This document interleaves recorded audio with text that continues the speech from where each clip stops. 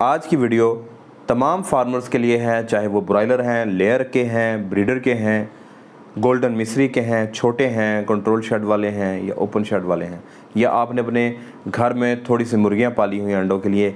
उन तमाम लोगों के लिए आज की वीडियो है। अगर आप कामयाब पोल्ट्री फार्मर बनना चाहते हैं, अगर आप चाहते हैं आपका ब्रॉयलर जिस पर्पज़ के लिए डाला है वेट गेन, वो आपका वेट गेन बेहतर हो, अगर आपने मुर्गियों से अंडे बेहतर लेने हैं, एग क्वालिटी बेहतर लेनी है, तो आप इस वीडियो को एंड तक ज़रूर देखिएगा। बिस्मिल्लाहिर्रहमानिर्रहीम, अस्सलाम वालेकुम। मेरा नाम है डॉक्टर कामरान, आप देख रहे हैं पोल्ट्री विद डॉक्टर कामरान। आज का जो हमारा टॉपिक है वो है मुर्गियों की गट हेल्थ, उनकी बिठें।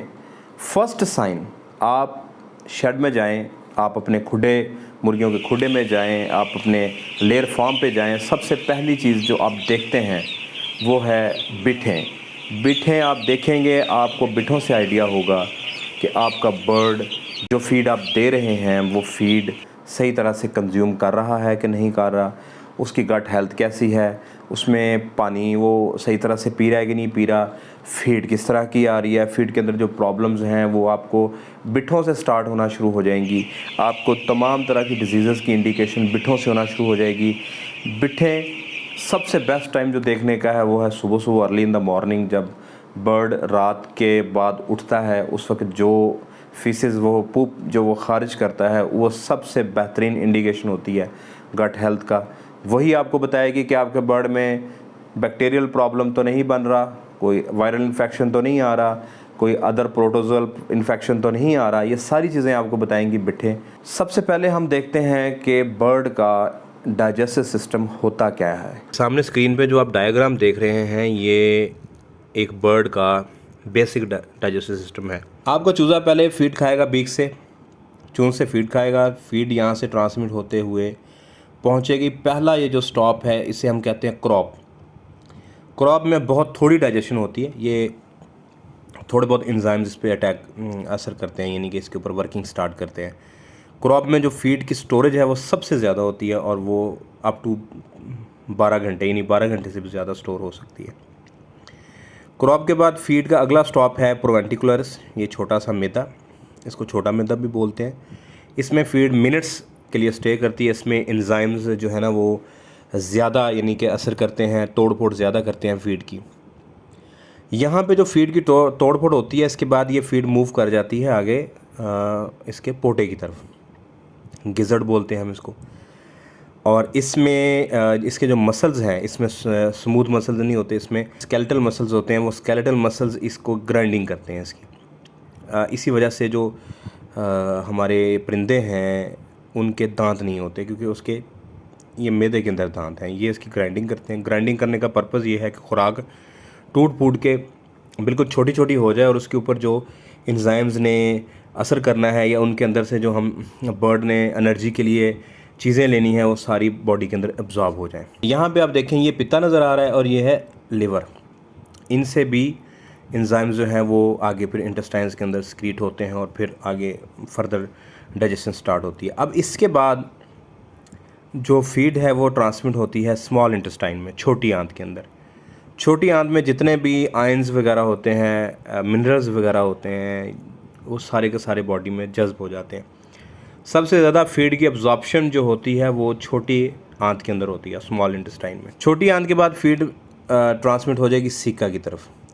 ये हैं जी जो ट्यूबें, जिसको आप लोग ट्यूब कहते हैं, सीका कहते हैं, सिकल्स कहते हैं, और इसी के साथ ही आगे फिर सिकल टॉन्सिल्स भी होते हैं। अच्छा, यहाँ सीका में इसकी मज़ीद जो है ना डाइजेशन होती है, फर्मेंटेशन होती है चीज़ों की। यहाँ पे होते हैं प्रोबायोटिक्स, यानी कि बेनिफिशियल बैक्टीरिया, जो हम बाद में जब बर्ड का हाजमा डिस्टर्ब होता है तो हम दोबारा भी डालते हैं, लेकिन यहाँ पे होते हैं वो बेनिफिशियल बैक्टीरियाज़। ये बैक्टीरियाज़ इसकी तोड़ फोड़ करने में हेल्प करते हैं। मज़ीद वहाँ से ये खुराक बड़ी अंतड़ी के अंदर आती है, बड़ी इंटेस्टाइन में आती है। वहाँ पे जो चीज़ सबसे ज़्यादा एब्जॉर्ब होती है वो है वाटर। वाटर सबसे ज़्यादा एब्जॉर्ब होता है यहाँ पे, और जो पेस्ट रह जाता है वो यहाँ क्लोएका की तरफ मूव करता है जहाँ बरसा होता है। अब यहीं पे किडनी से आने वाले तमाम यूरेट्स भी आगे इसके साथ मिल जाते हैं, और जब ये चूज़ा बीट खारिज करता है तो बीट जो नॉर्मल कंसिस्टेंसी है वो मैं आपको दिखाता हूँ कि वो किस तरह की होती है। ये जो स्क्रीन पे आप पोल्ट्री का पूप देख रहे हैं, चिकन का या लेयर का, ये नॉर्मल बिट है। इस नॉर्मल बिट की कंसिस्टेंसी देखें, इसमें आपको ब्राउनिश ग्रीनिश दोनों कलर मिलेंगे और इसमें जो यूरेट्स हैं वो टॉप के ऊपर होते हैं, उसको हम कैप बोलते हैं, यूरेट्स की कैप होनी चाहिए। ये एक नॉर्मल कंसिस्टेंसी है। अच्छा, आजकल है गर्मियाँ, गर्मियों के सीज़न में जो कंट्रोल शेड हैं उसमें तो मौसम अच्छी तरह से जो है ना वो मेंटेन हो जाता है टेम्परेचर, इस वजह से वहाँ बिट की कंसिस्टेंसी चेंज नहीं होती नॉर्मल भी। लेकिन घरेलू मुर्गियाँ जो लोगों ने रखी होती हैं खुडों के अंदर, वहाँ पे बहुत ज़्यादा गर्मी चूज़े को लगती है, बर्ड को लगती है। बर्ड पेंटिंग बहुत ज़्यादा करता है और डिहाइड्रेशन भी बाज़ औक़ात हो जाती है, बाज़ औक़ात पानी भी ज़्यादा पीता है, जिसकी वजह से जो उनकी नॉर्मल बीट है वो पतली भी हो सकती है।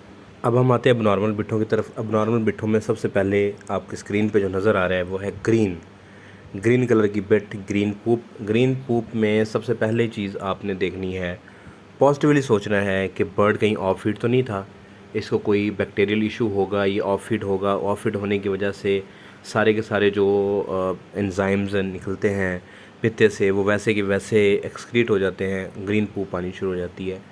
वो भी भूख की वजह से भी होती है। लेकिन अगर भूखा नहीं है चूज़े ने फीड खाई हुई है, तो फिर हमारे पास जो वजूहत रह जाती हैं वो हैं worms, Marek's disease, ND, avian flu यानी इन्फ्लुएंज़ा, H9 वगैरह, साल्मोनेला। ये नॉर्मल कॉजेज़ हैं जिसकी वजह से ग्रीन बिट्ठे आ सकती। दूसरी तरह की बिट है जी ब्राउन। अच्छा, ब्राउन बिट्ठें पतली भी हो सकती हैं और कंसिस्टेंसी इनकी थोड़ी सी हार्ड भी हो जाती है, डिपेंड करता है कि बर्ड ने पानी कितना पिया हुआ है। ये इकोलाई और IB का मेजर साइन होती हैं ब्राउन बिट्ठें। हम इन ब्राउन बिट्ठों को ज़्यादातर सुपरवाइज़र हजरात कच्ची बिट भी कहते हैं या कॉक्सी की बिट भी कहते हैं। इसमें बहुत थोड़ा सा डिफरेंस है, वो भी मैं आपको अगली बिट जो है ना कॉक्सी वाली, जो सब क्लिनिकल कॉक्सी वाली बिट है, उसका और इसका फ़र्क भी मैं आपको बता देता हूँ। ये जो अब आप देख रहे हैं बिट, ये है उससे पतली। अगर आप पहले वाली बिट पे आएँ, वो थोड़ी सी हार्ड फॉर्म के अंदर है, उसका कलर भी चेंज है। ये थोड़ी सी फोमी टाइप होगी और यानी कि इसमें बबल्स वगैरह बने हुए होंगे। ये साल्मोनेला कॉक्सीडिया की वजह से होती हैं। यह सब क्लिनिकल कॉक्सी में आने वाली बिट की पहली निशानी होती है। इसके बाद रेड और ब्लडी आ जाए, ये तो सबको पता है कि कॉक्सी होती है। लेकिन अगर मैं अब आपको जो आप स्क्रीन पे बिट देख रहे हैं, ये फीड चलने से पहले की है। फीड चलने से पहले वाली जो बिटें होती हैं उनमें सीकल ड्रॉपिंग्स होती हैं और उनमें ब्लड हो सकता है, वो पिंकिश हो सकती हैं, रेड हो सकती हैं। लेकिन अगर फीड के बाद है और काफ़ी ज़्यादा मकदार के अंदर सीकल ड्रॉपिंग्स मिलती हैं, बहुत कम, लेकिन कॉक्सी वाली बिटें आपको बहुत ज़्यादा मिलेंगी। एक डिज़ीज़ पाई जाती है ब्रॉयलर्स के अंदर, बहुत कम है लेकिन ज़्यादा लेयर और ब्रीडर में होती है, वो है बेसिलरी वाइट डायरिया।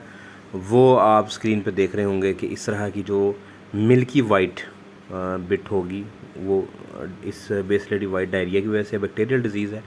कुछ केसेस में ये कॉक्सीडिया के अंदर भी आ जाती हैं और कुछ फंगस, यानी कि अगर आपके बर्ड को टॉक्सिसिटी का इशू है तो उस केस में भी आपको ये सारी इस तरह की बिट्ठें नज़र आना शुरू हो जाती हैं।